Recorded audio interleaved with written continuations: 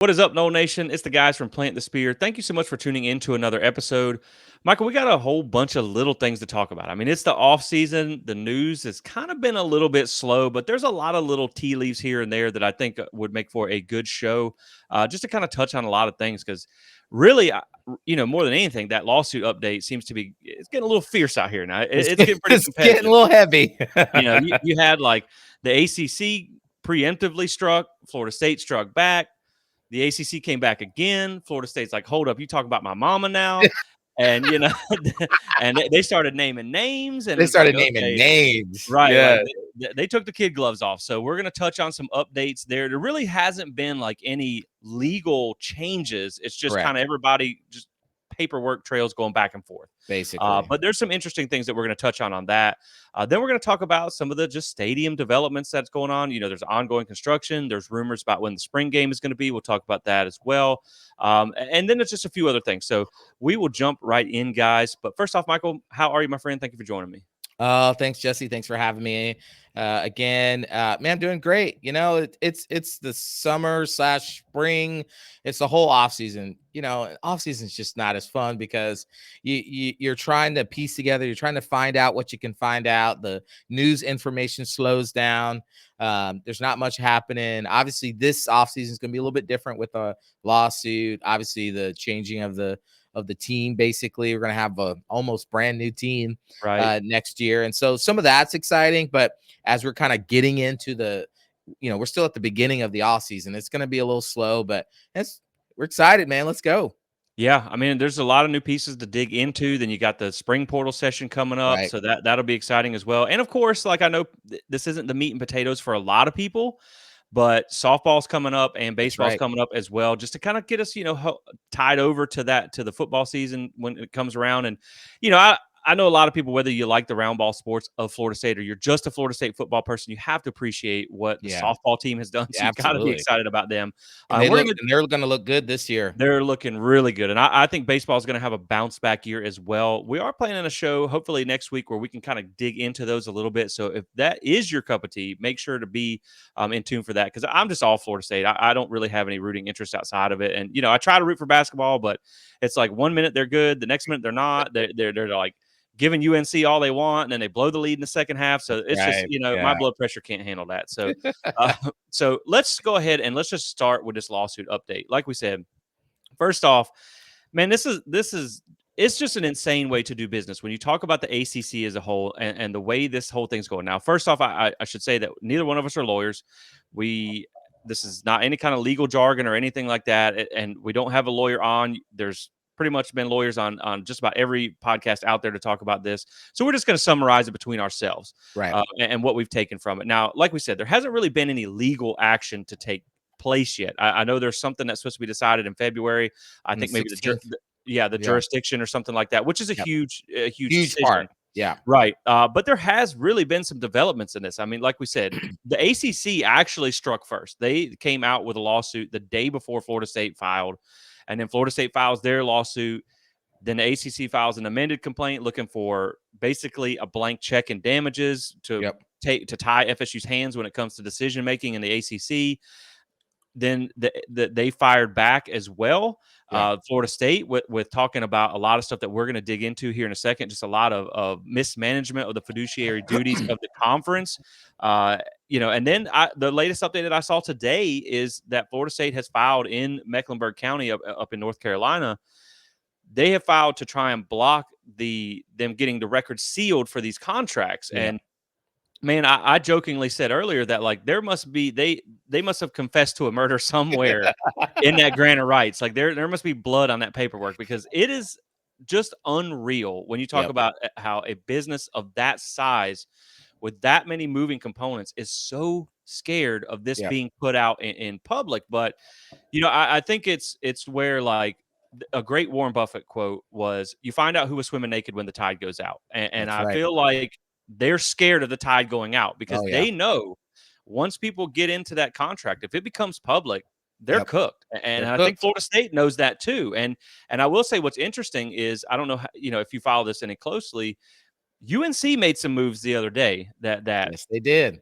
they didn't say we're out of here, but they said that some some changes need to happen. Revenue gaps were mentioned. They put things in place where it sounds like, we're not sticking our foot in the door, but we're grabbing the handle. Yeah. And so there's been rumblings that Clemson is kind of exploring options too. Obviously, we know that in Florida with the Sunshine Law, they have to do things differently at FSU. It has to be in public.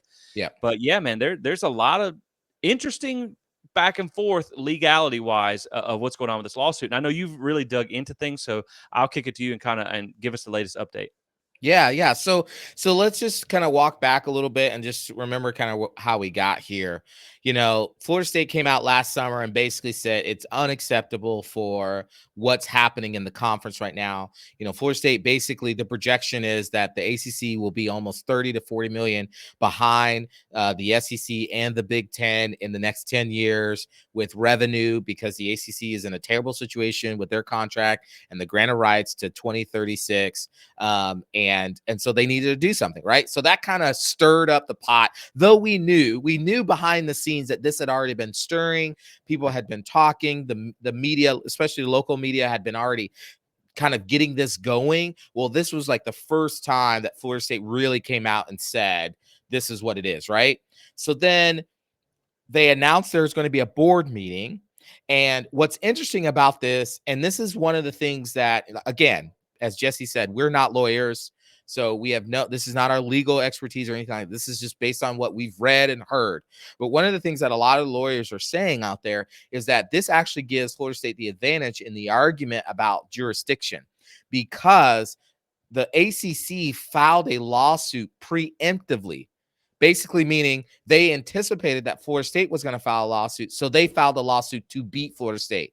And in most cases, most judges, if they rule based on how the law is supposed to be ruled, that you can't do that. Right. You can't sue somebody in anticipation of them suing you. I mean, you Right. can, but you're going to lose that. More likely than not, you're probably going to lose that jurisdiction case. And Right. so It's a baseless kind of deal. yeah, You know it's what I like, mean? yeah, you're only suing because somebody's suing you. And Right. so whether or not they win or lose that jurisdiction case, we don't know. We're not legal experts, but it does, as the experts have said out there, it does in some ways put FSU in a more favorable position to win the jurisdiction case because the ACC filed before FSU. Now, FSU had to wait till the board approve it because they are a public university run by the Board of Governors, which is a state of Florida entity that manages these public schools. So they had to wait. They had to go and get the board's approval to do that. Okay. So the ACC filed, and they were so quick to file that they basically rushed through. They accused Florida State of trying to leave the conference. Basically, they wanted a judge to say that the grant of rights is an enforceable document, an enforceable agreement, and that if Florida State were going to leave it, they were going to have to give up all their media rights till 2036. Basically, somewhere in the middle of what if paying the exit fee and paying the penalties and paying the media rights, it's about almost over $500 million. $500 million. Well, then Florida State finally files their suit, and they're basically alleging mismanagement of the fiduciary responsibility of the conference, that the conference misled them and all the other ACC schools about kind of what was and what isn't part of getting the network started, making the conference more profitable, all those kinds of different things that you can read in the FSU's original suit. Okay. So then basically, from what I understand, once each party files, then you have some time period, I believe, to respond to those filings. Well, the ACC, once they read FSU's filing, was basically like, what you say about my mama? Okay. Right. And then the ACC then filed an amended complaint. They basically attached onto their original filing a more in-depth, basically, we're going to start name calling and accuse FSU of, like you said, of leaking the grant of rights deal, leaking the ESPN deal. One, I don't think anyone outside FSU's lawyers has seen those documents. I know I haven't. I'd No. love to see them. So I don't know what did FSU leak, but they're complaining that, and they're saying there's damages involved in that. Basically, like you said, a blank check of those damages, Right. and that. And I will Go say ahead. the interesting thing is, like, how do you leak something that they have admitted you cannot copy verbatim?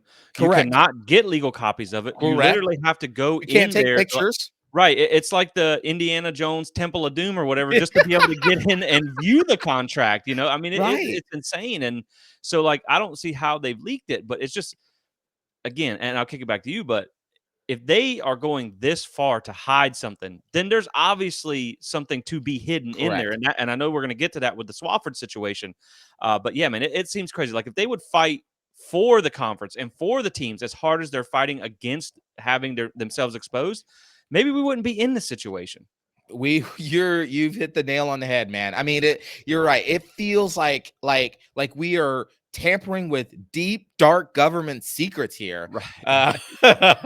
And I feel like even saying the name, like somebody's gonna jump down from my ceiling and all black and put a thing over my head and take me away somewhere. Like, I mean, it's ridiculous of how secretive they are being, which makes you think, like you said, there's something in there or some things in there they do not want the schools to know, the public to know, whatever it may be.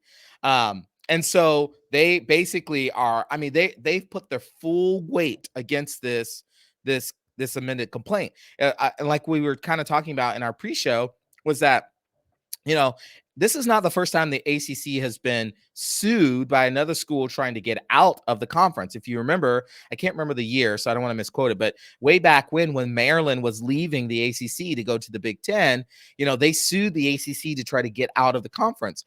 And while, yes, the ACC did put up a fight, it was in no way to the level that they are putting up a fight against FSU. Now, Maryland sued and basically said, which kind of lends to what FSU's amended complaint is, or complaint period is. And then the amended complaint was Maryland basically sued and said, look, the conference penalty, it's not a penalty. It's basically a restrictive measure to keep teams from leaving. And so a judge ruled that was correct, that you're right. You can't penalize a team for trying to better their situation. Right. And you can't penalize a team based on revenue that the conference would have never gotten anyways if the team had stayed or left, right? Right. And so Maryland ended up settling with the ACC on that. So that now created what the legals expert would call precedent.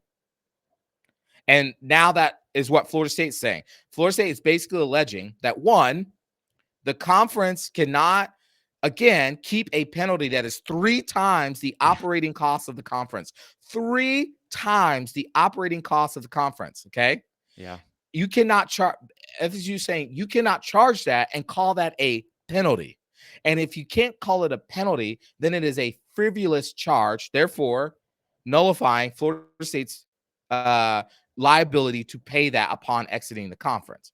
Like, Florida State could pay the $30 million or whatever they would have made this year. Yeah, that seems legible. But to say 3 times the conference or the conference operating costs, so that's one. The second thing is they're saying, well, your media rights are locked in by the grant of rights. And Florida State is alleging that grant of rights is not a document that can keep like, you can't, basically the conference can't keep something that doesn't belong to them. And so Florida State basically, once ACC filed their amended complaint, Florida State said, oh, okay. So you want to talk about my mama? We're gonna open up the whole closet now. And literally, I mean, you talk about go 0 to 100 real fast. Florida State said we were trying to be nice. We were trying to be nice, and do this cordially. But you want to call somebody's mama something, so we gonna open up the whole can. And they literally went after. I mean, they went in on former ACC Commissioner John Swafford, his son Chad Swafford, and basically accused them of collusion, basically accused them of John Swafford making decisions to try to keep his son's job at Raycom. So just really quick, and I'll throw it back to you, Jesse, is before the ACC, the SEC, and there's another conference, maybe the Big 10, maybe the Big 12, one of them. They all had this deal with Raycom Sports, right? To broadcast their level, their what they call tier 2 and tier 3 rights. So they're typically sporting games that have regional appeal. The national appeal would go to things like ESPN, Right. CBS, all that stuff. But the regional stuff like FSU versus Boston College, well, the nation didn't really care about that unless, they were Right. right. But there's regions that would. And so Raycom would work with those regions to broadcast those games, right? So those tier 2, tier 3s. So the complaint contends that the ACC schools have lost, let's see, it says about $82 million each year in revenue from those rights because the conference gave a very friendly deal to Raycom. Okay. And the reason why that's important is because at the time in 2008, Chad Swafford was the business development person at Raycom. Now, Swafford, if you connect the names, is the son of Right. John Right. Swafford, ACC commissioner, right? And so over time, every time the ACC was negotiating deals, they required whatever TV partner they were working with that they had to work with Raycom Sports. Okay. So in 2008, the SEC sold its rights to ESPN, and they got out of the Raycom deal, Right. right? They got out of it. And because they got out of it, like Raycom lost a lot of people, except for Right. Chad Right. Swafford. Now, why did they not fire Chad Swafford? Oh, maybe because the ACC renegotiated a deal with ESPN to keep Raycom in.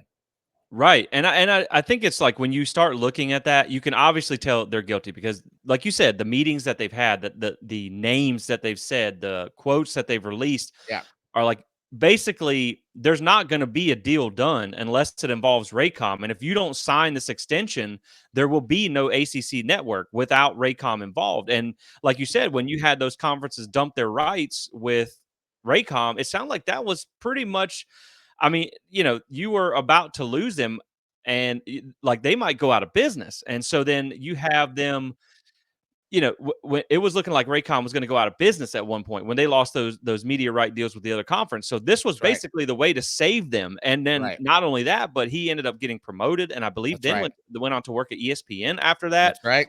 As kind of a bigwig there as well. So the writing is on the wall that this deal stinks, Yeah. and I think it's just like you said, Florida State was trying to be nice. They were They were trying to be like, trying. listen, you just let us go about our way. We won't, whatever. But then when they came back, it was like, okay, now we're going to pull the kid gloves off, and now we're going to start naming names. And like you said, I mean, when you're talking about costing them $82 to $83 million over that course from the lost Per year. right on the tier 2, tier 3 media rights, because from what I understand, they're not getting paid anything off of those, No. nothing. And so there was basically no deal for this there was no win situation for the schools in that negotiation. And so again, I think if you can just get all this to public, which is why we so strongly believe that the one thing they don't want is to get into the discovery Right. phase, which is why they would want to settle. Because if this gets shown under light, if this comes to the light, Yep. this could be it. I mean, this is like the house of cards right now, and it could all come crumbling down for the ACC. And you bring up the Maryland thing. I think the reason they're fighting Florida State so hard is because they know we're their cash cow. Like they Correct. know we dominate the media, the eyeballs. And I mean, Clemson's been good when they're good, but when they're not, they feign off as well. And so I think they know that if they lose Florida State and then say, Florida State finds a way out, as long as you crack the door, Right. you could have multiple teams go for it. Now you'll have teams like a Wake Forest that maybe Virginia. I guess Virginia's got some other things going for them, but there will be some teams that may not have a landing spot, so they may not want this deal to go through. Oh yeah. But when you're talking about teams like UNC and like Clemson and like Florida State and some of the other schools that Louisville could find a way out, and knowing, I think it's one of those you have to think ahead too. Like if you're another school and you know that the leader in eyeballs on TV sets is leaving, what's going to happen when you renegotiate? Yep. And I think the elephant in the room as well is the fact that you have the extension that could be picked up by ESPN in 2027 that they have not picked up yet. They And still so, have not. right. And so like if you leave, and why would you not do it if you could get it at that kind of basement rate That's right. really low ball offer there? So if they don't pick that up, say Florida State and a couple of these teams leave and they don't have a reason to pick that up, that could be it for this conference. I mean, it could turn Pac-12. Right. Like, again, exactly. You could be searching for someone to carry your media rights. We were joking before the show, like, the Pac-12 was basically knocking on doors, like, hey, anybody want to buy a Pac-12 game? You know what I mean? Like, you could Well, probably and get then a commercial on there for $20 or something. But yeah, it is, I think it is like, and I will say, I don't feel bad for the ACC at all in any way, shape, or form. But I will say that I kind of feel bad for the current commissioner, who is basically having to come in and fight a battle from just a completely inept, dirty, dealings that was done by the previous commissioner that basically crashed the conference to begin with. When you talk about the delay in the ACC network getting launched, and you look, I like some of the personalities on the ACC network, EJ and all those guys. I think they do a good job, but it's they don't put anything into that like they do with the SEC network, and they've been so far behind with that. The Big Ten network got launched years before the ACC network, so I mean they've never really been a great fiduciary for their conference members anyway. And so, like, I think it's also from Florida State's perspective, and I'll kick it back to you. I think it's also the fact that you've been screwed in the past that is already like putting salt on the wound. But this is all a forward-thinking process. This is yeah, like, what is it going to be that right now they're kind of hanging in there. They're able to compete on a national stage with the revenue that they have. But it's, again, you're looking at 20, 30 years, 10 years down the road, 5 years down the road, yep, when you're going to be making 30, 40 million less. And a lot of this doesn't include TV contracts that have been correct, renegotiated for the addition of Texas and Oklahoma and all the schools that the Big Ten added. So that number's only going to get worse. And yep, you are expected to compete against those teams. You yep, compete against one of them every single year. And so, it's going to be interesting how this thing moves forward. The more that, I had actually heard watching some of the lawyers where it was kind of like, okay, well, Florida State's got a good case. And then when the ACC fired back the first time, it was like, the wait, ACC doesn't have a terrible case either. But I think really when Florida State pulled the kid gloves off with this last rebuttal, it was like, okay, you're going to make us air out this dirty laundry, and right, we're going to make you look bad. And so right, now I think, like, seeing this latest update, I think that if they can substantiate any of this stuff, I think that it's over for the ACC. And I think you will, at a minimum, I think you'll see them look for some kind of negotiation on that number. Like you said, again, I don't see how you can lock in someone's grant of rights for an extension that hasn't been signed by the network that carries the media rights. That's insane. It should be through 2027 anyway, so that should be prorated to begin with. And then, like you said, I know they've said that the buyout is unreasonable. It doesn't make sense. unreasonable, yeah, It just doesn't make sense. no, That'd be like me going to buy, a Big Mac from McDonald's, and if I don't like it, I return it. They got to give me $10,000. Like, correct, it's insane. It doesn't make right, any sense. And so if they can get those things done, Florida State, you've seen the rumors that's come out where they're looking at private equity and stuff like yep, that, which almost in a way makes me feel like they expect a negotiation to happen. So yeah, then when it does happen, they will have the money in place to buy their way out. And so now I think it just depends on how this lawsuit shakes out, where their landing spot is. Of course, most of you guys already know you cannot make an offer. Like, it's correct, like one of those silent offers in recruiting. You can't make a committable offer while you're still committed to another team. You can't do correct, that. So I do believe, and I can't put any like legs behind this, but I do believe Florida State probably has a backdoor offer. yep, I believe if they can make this happen, they know where they're going to end up.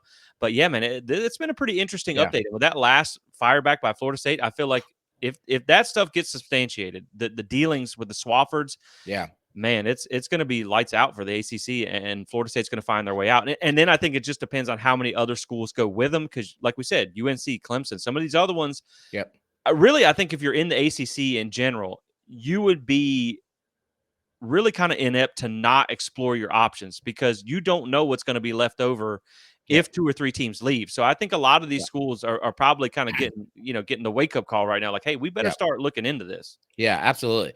I mean,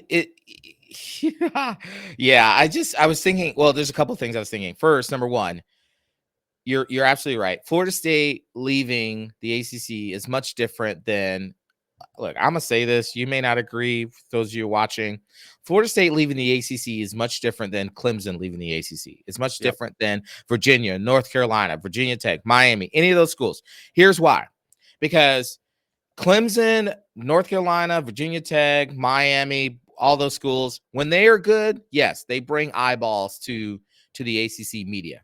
When they are bad, they do not. Florida State, on the other hand, whether they're good or bad, they bring eyeballs. It's been proven. Even Right. during the terrible COVID season, even during the 0-4, 5-3 finish of 2021, even through the 3 straight losses in 2022, they bring eyeballs. Like that is Florida State has always been the cash cow of the ACC. Right. So of course, the Yeah, ACC and I is was going just to fight really hard. right, and I was just gonna say on that, keep in mind, like Florida State put out numbers. I think it was last year. Again, before all this even happened. Right. This was not a reaction to the snub and all that stuff. Florida State put out that I think it was from 2014 to 2022 that they were second in the conference in viewership as far as football goes, behind Clemson. Now, keep in mind, Behind Clemson. 2014, and everybody's like, "Oh, Florida State cherry picked their numbers." So they left out the national championship season when they Correct. cherry picked the numbers, and they also Correct. included the worst 4 years in program Correct. history. And also keep in mind that Clemson won 2 national titles during that run. And Florida So State was number 2. right, and so like and I want to say the 2023 data. Now that Clemson had a couple of down-ish years, especially last year, Florida State passed them again, and so they are back in the lead of the conference. So yeah, you're right. I mean, it is now. Now I will say schools like Clemson and UNC and all that, they bring other things to the table. They When you do. talk about from a university perspective, Right. from basketball and the other sports, but no, When it you're comes to 100% football. right. When it comes to football, which is what pays the bills, Correct. and I'll kick it back to you on this. UNC in the things that they said with their board meeting and all that stuff, they said, look, we have the second most Olympic sports and like women's sports and all that non-football sports to Stanford, the second most. And Stanford's just their first year, which goodness gracious, if you ever see like Stanford's endowment, it's unreal, ridiculous. Right.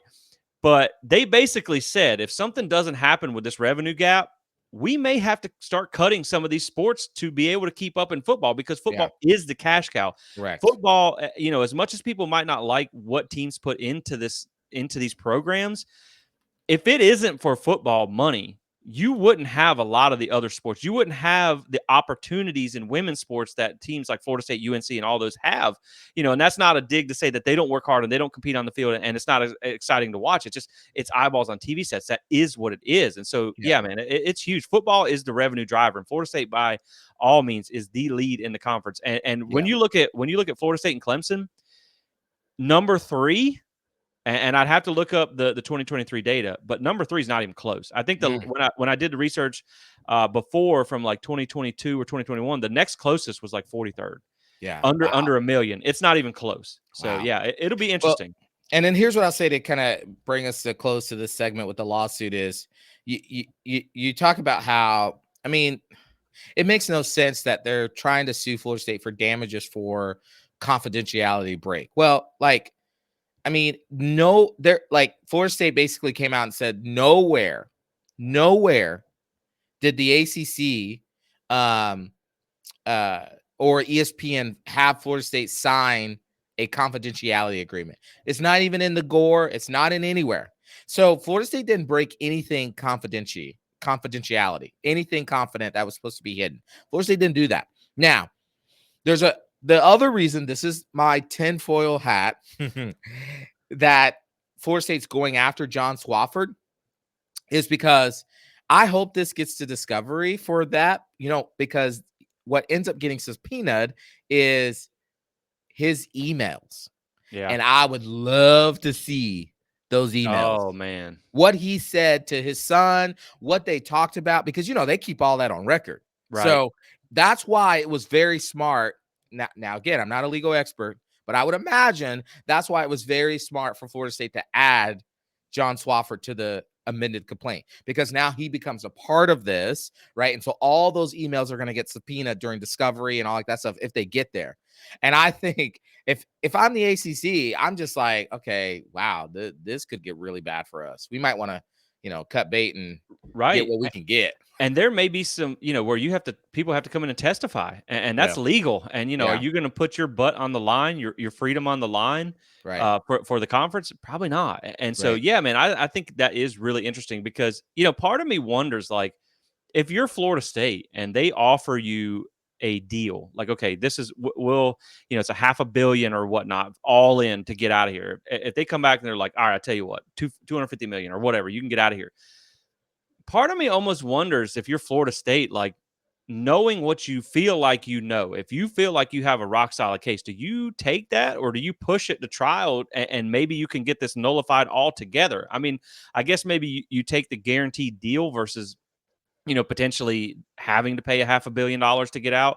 But man, I mean, if the amount of inept like collusion and stuff that it sounds like went on with these deals, it almost feels like Florida State should just keep pushing this thing and almost try and just crash the whole Get party on the way zero. out the door. Right. Like, it feels like that's what they should do. And so Yeah. it'll be interesting how it plays out. Like I said, I know there's that February 16th date where there will be some things decided. So, once things kind of actually start happening, again, this is really just pushing paperwork back and forth. That Right. nothing has been legally decided yet. So when that does happen, we'll be sure to update you guys as well.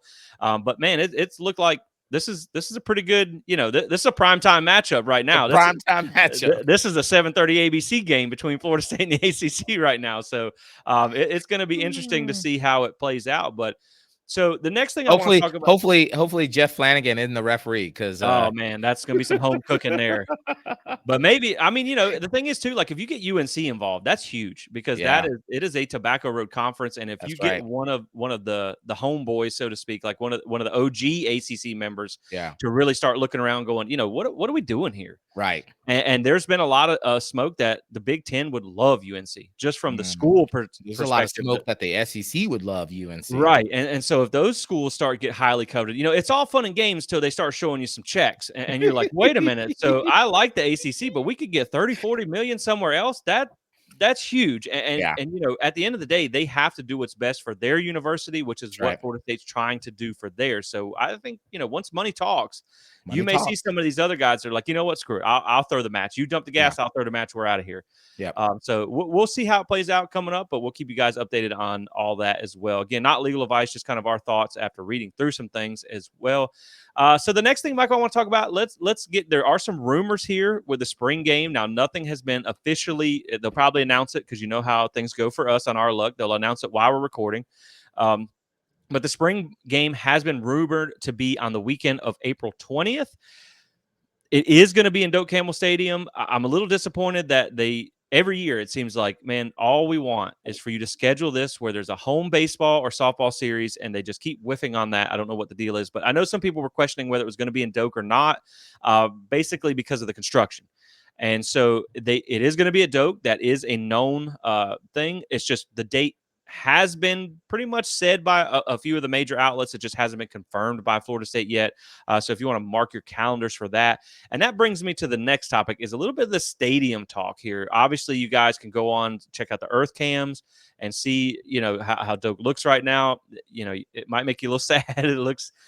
They're tearing that thing up, but I know, Yeah. you either love it or you hate it. And I don't love all the renovations. I will say, I think there are improvements that needed to be made. Bathrooms, concessions, the underbelly of the stadium.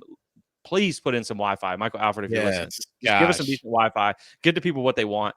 I'm not a huge fan of like the walkout bar and stuff like that behind I don't love that, but at the same time, I understand that there are things that had to be done for ADA requirements, handrails, widening of seats, and everything like that. So Alfred did say in 2024, the capacity is expected to be mid to high 50,000s. Now that's a big step back. It's going to be interesting too. Like, you got Clemson at home and all that stuff, and you're only going to have around a 55,000 capacity.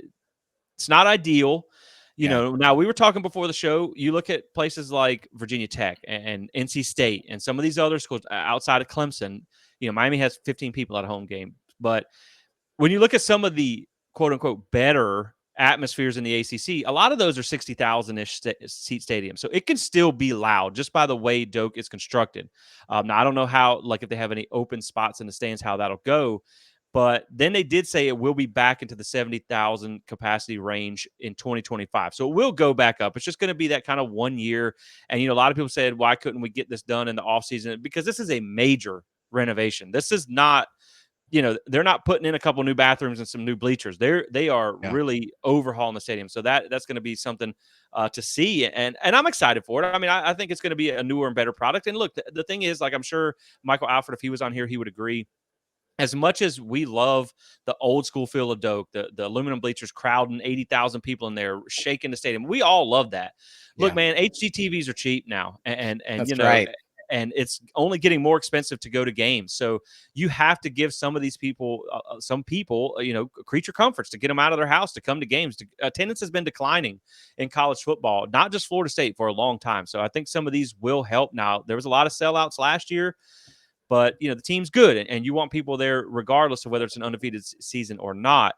Now, being that we're talking about the stadium developments, I just want to touch on, man, Florida State is really, it feels like Florida State's making some boss moves. And so Yeah. I'm excited to see all this stuff happen. I mean, one, you have the stadium renovations that are underway. There's been a lot of pictures coming out of the new construction on the new football only facility. That is really Yeah. getting going. I Looks know that, nice. like, they announced it. They did the groundbreaking. It had been a while since the groundbreaking. So people are kind of like, what's the holdup here? What's taking so Right. long? They're really getting moving on this thing. You also see the staff are going around, and they're traveling and recruiting in some private jets. And Norvell, like, I guess he saw on Twitter, like, the helicopter wars that went back and forth. Yeah. Everybody's like, who's got the bigger helicopter or Right. whatnot. And so, like, Norvell is pulling out up in this really nice helicopter now. So, like, yeah, man, it's Florida State's pushing their chips in, man. They are Yeah. really doing what they got to do to compete at a high level. Obviously, we know they locked up Mike Norvell, paying him as one of the highest paid coaches in college football. And they even had the board of trustees meeting today where they said they had talked about they were really excited to retain him, but they know that also comes with some additional investments in the football Right. program. So, again, I think if you want to tie that back to the lawsuit, you could say that I don't think they would be doing all of these things if they didn't know that there was going to be some extra revenue on the back end to make up for that, because some of the stuff isn't just a bump in attendance isn't going to pay for all Right. this stuff. So you can read the writing on the wall there. But yeah, man, I'm just excited really to see Florida State just really going all in on competing at a high level with all the new construction, the jets and all that stuff. Plus, I mean, man, it's amazing to see the ground they cover. Like, they're literally in, like, Texas one night, Alabama for lunch. It's like they're doing so many things, Yeah. that are huge. And so I definitely want to, I definitely want to get your thoughts on that. And then we do have a little bit of breaking news that we will touch on in just a second. That is unfortunate, but we will touch on that in just a second. But I'll let you share your thoughts on kind of some of the stuff that's going around right now with everything that they're doing. And, just Florida State's pushing it all in, man. And I'm Yeah. excited to see it. Yeah, they're not messing around. They've said, like, look, football is a big deal. And we understand that football is the revenue generator, the revenue driver. All the other sports, all the other round ball sports that Florida State has, the Olympic sports, they're great, man. Our softball team's been great. Baseball historically has been great. All the other sports have been awesome. Basketball, has had its ups and downs. But the thing that drives everything, that drives even more students signing up and applying to Florida State, is football. And Right. so, when they were already very serious about football when Michael Alford became the AD. Like, they stopped being a hoarder and a conservative spender, and they were like, okay, we're gonna have to spend in order to get this thing where we needed to get to. Well, then when it was not that I don't think Florida State was, like, still kind of holding off on some of that. I really think they had their foot to the pedal. But when the chance of losing Mike Norvell to Alabama became, like, a reality, it was like they, like, put the jets on, they put nitrous in the gas tank, and they said, Right. all right, we're all the way in. And I mean, they upped the recruiting. That was the biggest thing. I don't necessarily, Mike was making already around $8 million or something like that. I Right. don't necessarily think the money to pay to him was as big of a deal. I think that's probably a small portion of that. I mean, he is now one of the top 10 high paid coaches in the country. But I think more so it was the recruiting budget, Right. the infrastructure budget, getting Yep. more staff, more support staff in play. I mean, we're going to talk about this later with Rick Stockstill coming back, but I mean, just things like that. The football only facility getting, starting to get broken out, and the pictures, the images that thing's going to look like, it's going to be absolutely amazing. The the helicopter wars, like getting Right. those things so that Mike Norvell can have the advantages that Alabama has. Here's the thing. Alabama has a not so great NIL structure. That was one of the things that kind of shocked me coming out of this whole saga of if Mike Norvell will go to Alabama or not, was discovering that Alabama's NIL thing is not very good.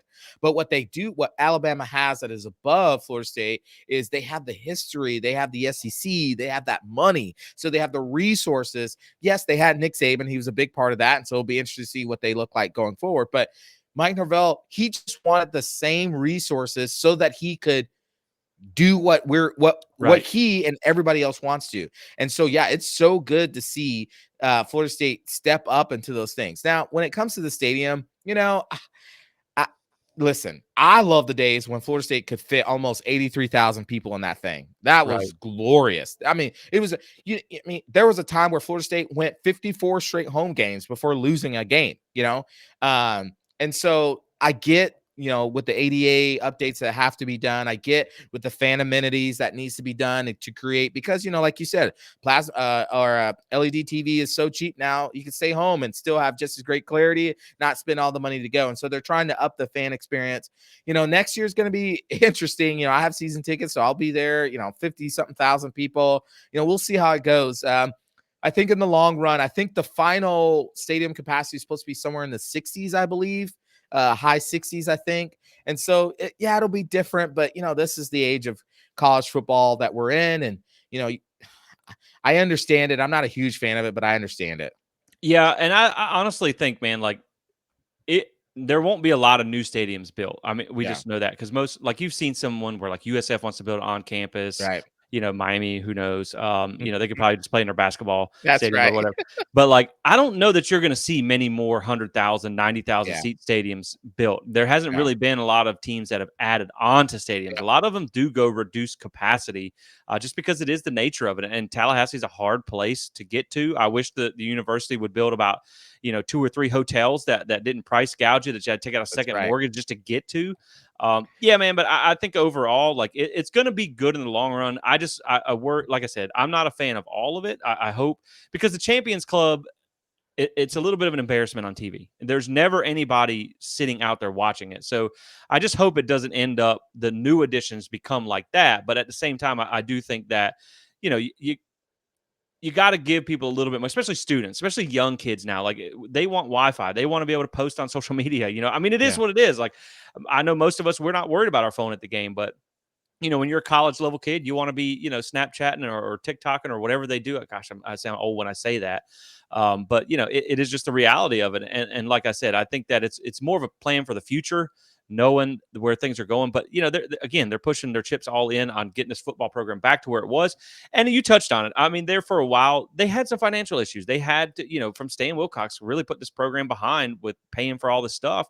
And so you brought in the interim AD and all that. And they did a good job of getting Florida State back to where they needed to be. They generated over $10 million surplus 2 years in a row. I know they were a little bit at a deficit last year, but you also have to keep in mind they're spending a lot of money now. So you're going to be at a little bit of a deficit, but that's what gets you on that next level. Like you talked about with Alabama. Now, we probably have a better NIL situation than Alabama, right? But go look at their facilities. I mean, you can find it on YouTube. They are second to none. Now, I think NIL is, 4 or 5 years ago, it may have been more important to have those facilities. Now you probably want to sink as much as you can into NIL, but the facilities are still part of it. I mean, not everybody's after money. So there is that part too. And then it also comes with expanding the off the field staff, which we're going to talk about in just a second with a recent hire that Florida State brought in. But as we touched on a second ago, unfortunately, there has been some news that was kind of mildly expected, but still very heartbreaking to have to share with you guys. Mike Martin Sr., legendary Florida State baseball coach, has passed away. There was the announcement that he went into hospice care recently, and that usually means the end is near.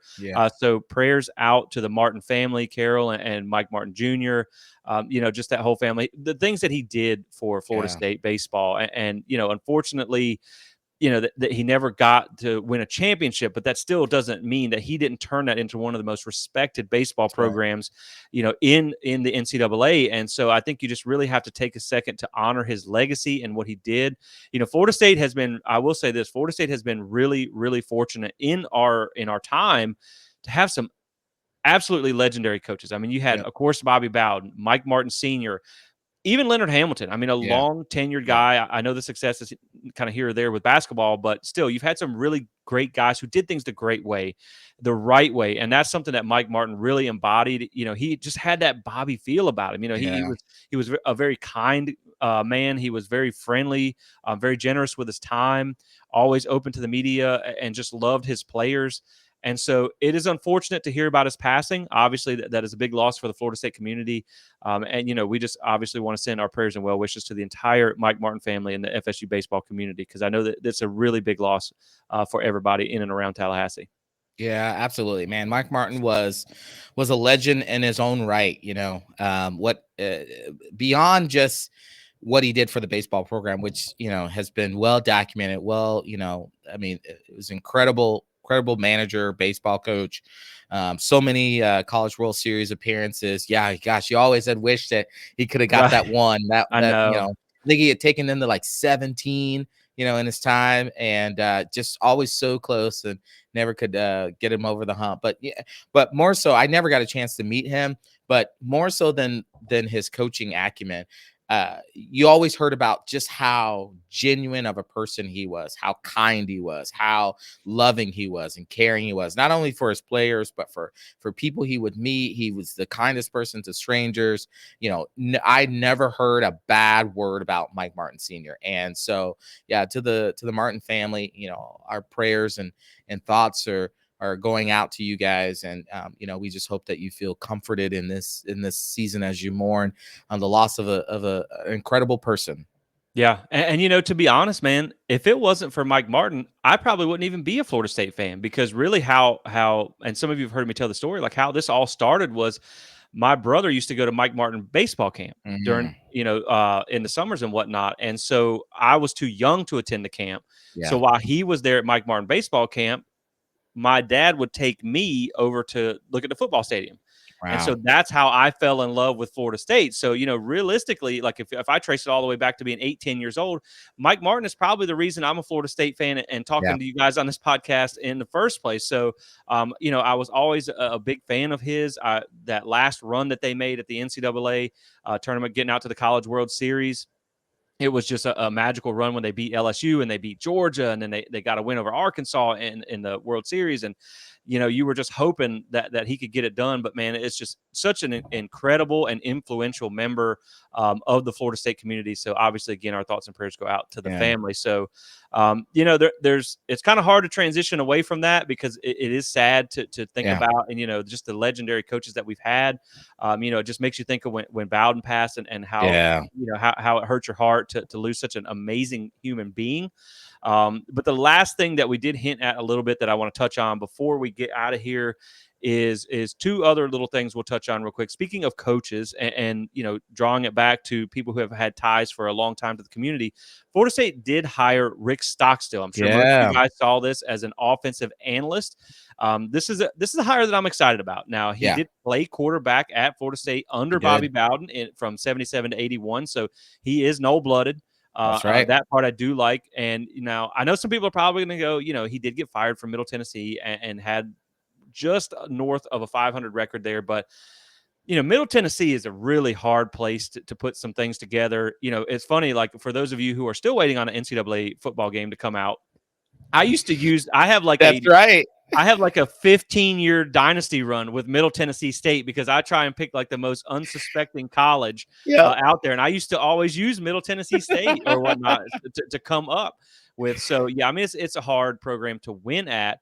But the thing is, like, first off, you get a guy who knows how to beat Miami. We saw that. So shout out to him for that. Hung 45 on that defense. Yes, he did. He And said we beat their butts. Right, and he was not shy about saying it afterwards, which I loved. And keep in mind too, like speaking of the coaching stuff that we just talked about, when he did that, and I believe for the whole season, he had the Bobby emblem on his helmet. Yeah, His hat. his So hat. like, he definitely he loves the university.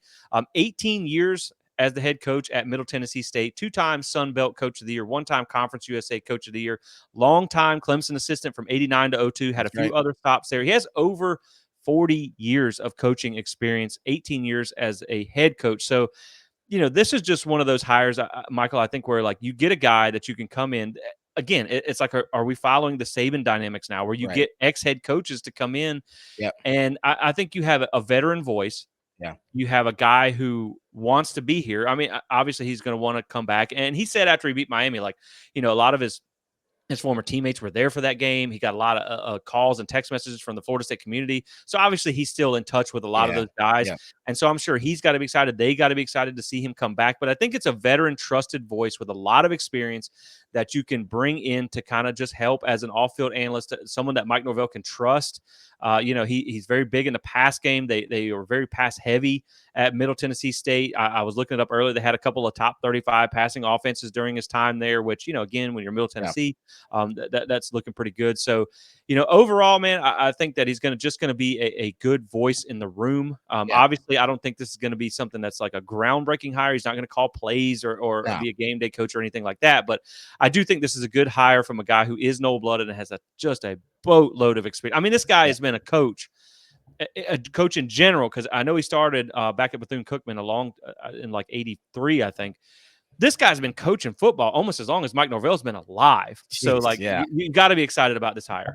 Yeah. I think he brings a wealth of knowledge to the room there. It's another asset for Alex Atkins and Tony Tokras and Mike Norvell and that offensive staff to have another brain to help them scheme, help them not only just scheme and scout future opponents, but then also, part of that offensive scouting, I imagine, is looking at other offenses around the league, around the country, and around the college football. And as you're looking at other offenses around the country, and you're looking at these players who are getting in and playing and stuff like that, it's another eye to say, if that player enters the transfer portal, we might want to keep an eye on that, right? So it's another one of those. Also, Mike Norvell is an offensive genius, and to have another offensive-minded person come on that support staff to help Mike think even bigger and better of how to leverage these players, how to use them, how to grow them, how to develop them. I mean, that's going to be awesome. Though he can't do any on-the-field coaching or anything like that, man, you talk about practices, you talk about all those things where this guy has 40 years of knowledge around the game, and it's going to be huge. And another data point for Mike Norvell to bounce ideas off, because he, has been a head coach for 18 years, to help Mike think through all these things. This is what Nick Saban created at Alabama. What made him so successful is that he had the support staff to be able to do all the things that he didn't have time to do so that he could focus on what was most important. I mean, Nick Saban was 72 doing circles around some of these head coaches, And so Mike is setting himself up. This is why it was so important to retain Mike. This was why it's so important to get the resources so that Mike could get people in here like this who would allow him to do the job he needs to do so Florida State can continue the climb to be on top of college football. So I'm excited for it. Love Rick Stockhill. Glad to have him back home. Yeah, exactly. And I know he's excited as well. And I mean, it says, I was just looking him up. He's 66, so he's a little seasoned. He's a little long in the tooth, but he's still a young guy. So I'm sure, he'll be welcome to stay, as long as he wants until he can get, I'm sure he's going to probably maybe look at another opportunity, but, maybe at that point, maybe you just kind of ride it out in Tallahassee for a little bit. But I do think this is a good hire for the staff. And then the last thing I want to touch on before we get out of here is just, most of you guys monitor social media. You've probably seen a lot of this stuff being talked about out there. Is this the Senior Bowl prep that you've seen from different things, the East-West Shrine Bowl and all that stuff, man? Florida State guys have been absolutely dominating. Now, I got to say this in two different ways. One, this is exciting because you always want to see these guys do well in everything they do. They are Seminoles. They worked hard to get this program to where it is. Obviously, this is going to help, at least most of these guys should help bump their draft stock up a little bit, because this is one where you're going against, it's good on good in a lot of these. Right. So that part does help as well. So I'm excited to see these guys do good. I mean, I've seen clips where Fabian Lovett and Braden Fisk were unblockable at times. Oof. Johnny Wilson is just terrorizing defenders out there. You've also seen Jaheim Bell make some great plays, and Renardo Green and Jerrion Jones has been great in coverage. So you have just seen player after player after player. Even Jordan Travis hasn't been able to participate, but he's Right. there, and that's nice too. Yeah. You've seen the staff out there supporting all these guys, so Yeah. that is great. So I'm extremely excited to see these guys because I think if you can raise your draft stock and look for whatever it's worth, for what people want to say, you can be mad or happy about whatever they did. When you see a guy like Jaheim Bell or Johnny Wilson able to get healthy for a month Yep. or two and Yep. not risk whatever they would have risked playing in that bowl game, and to go out and show out in these types of things, that's why they did it, guys. Yes, I would love to have them play in that game, but Yeah. they're doing things that are the best interest for their career. And why I think that's exciting is if you can see Florida State put 6, 8, 10, 12 guys maybe in the NFL. That is massive for recruiting Massive. because, a lot of people talked about with the Alabama thing. Once they lost Saban and things probably weren't as solidified as they thought they were going to be with Right. people leaving and stuff like that. They were like, look, man, people came here to play for Nick Saban. People Right. came here because it's a pipeline to the NFL. Correct. And the Durajayi kid from West Virginia. Oh, look at you. I still like Big Tommy, so we're going to go with Big Tommy. He even made some comments today in a press conference that that's why he came here, because you look at the guys that are in the NFL now, and he knows that this staff, JP and Odell, one of the goats of development and the defensive tackle position, can turn them into that type of NFL player to have a long, sustaining career, because NIL money's fun. Yeah. But, NFL money is life-changing. Life-changing. And that can set your family up for generational wealth. So it is great to see these guys, and if they can put all these guys into the league, that is going to really help on the recruiting trail, where that's really kind of the one thing that the staff has not yet been able to hang their hat on. You've had one or two guys, but if you could put like 6, 8, 10, man, that's going to be huge. Now, I'll kick it back to you on this. This is equally frustrating to watch, because you're seeing Florida State guys throw around Michigan offensive linemen. You're seeing Johnny Wilson cooking UGA DBs in one-on-ones. Now, I know one-on-ones is more of a sterile little bit different, situation. but still. It's not a full-on game situation.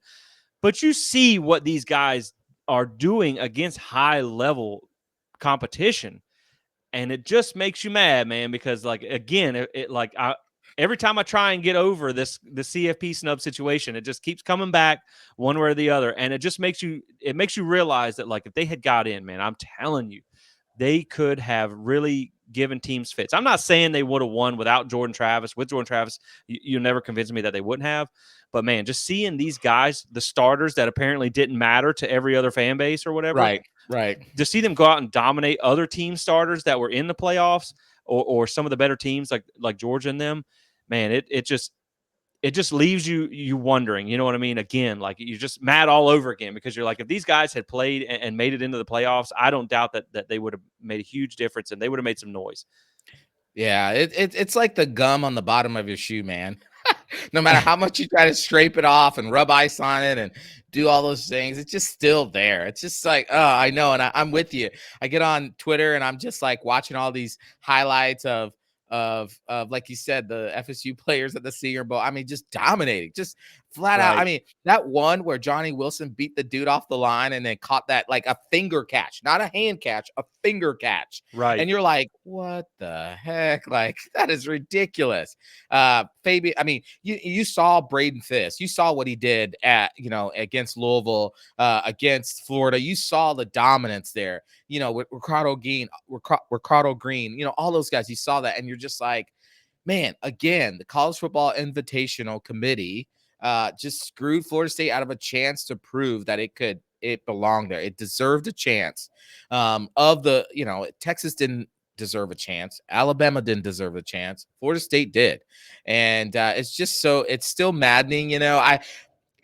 It feels like a wound that you've had for years, and it will continue to feel like that. It's not as upsetting as it once was earlier in December, but it's still just there. But again, kudos to what you're seeing though is just the development. Kudos to that staff. I mean, you're just seeing the clear development that's happening, and you're right. If you can put 9 to 12 guys in the NFL, you have a couple go in the first round with I think you have surefire first rounders in Jared Verse and Keon Coleman. I think last I heard, Coleman was looking somewhere between 15 and 20 is his range there. And and I thought I heard Verse was somewhere between 5 and 15. So if you Right. can get those 2 first rounders, you get a couple, second or third rounders, some fourth and fifth rounders there, then it's huge. Not necessarily in the high school ranks, because you're still trying to develop high school recruiting and stuff like that.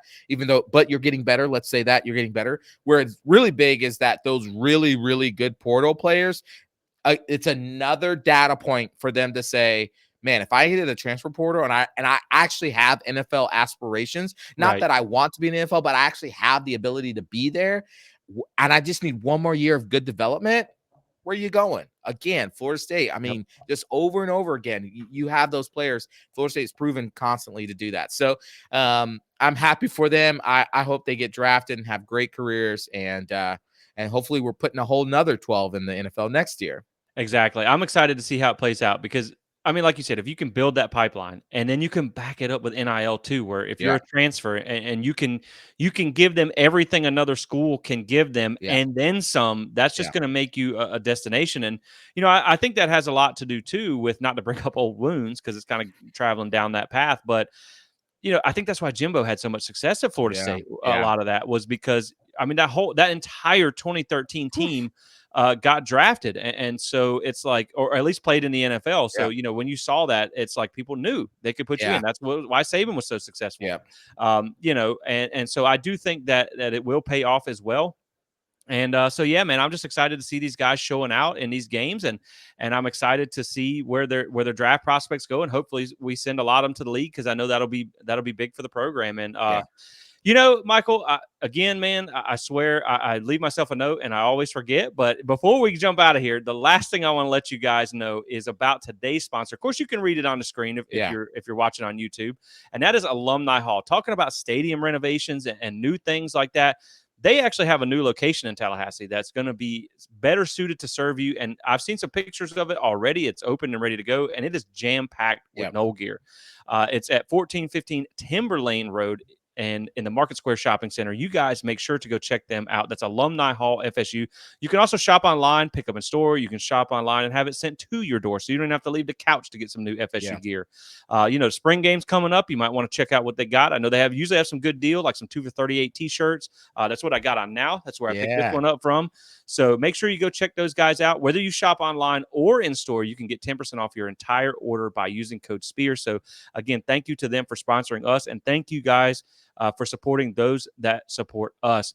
If you've watched this long, if you don't mind, we would love a like and subscribe and share this to help us reach other FSU fans like yourself. So again, guys, thank you so much for tuning in. We will be back next week, with hopefully a preview on some round ball sports here as well as if there's any more football updates or anything like that. And on the last note, before we get out of here, again, I just want to emphasize our support and prayers for the Mike Martin family, because I know this is a tough time for them. Even if you know it's coming, it never makes it easy. And he is an absolute legend in Tallahassee. So I know there's a lot of heavy hearts today, including ours as well. So on that note, guys, just well wishes to all of them. And thank you so much for tuning in. As always, we will catch you guys on the next one. Go Noles.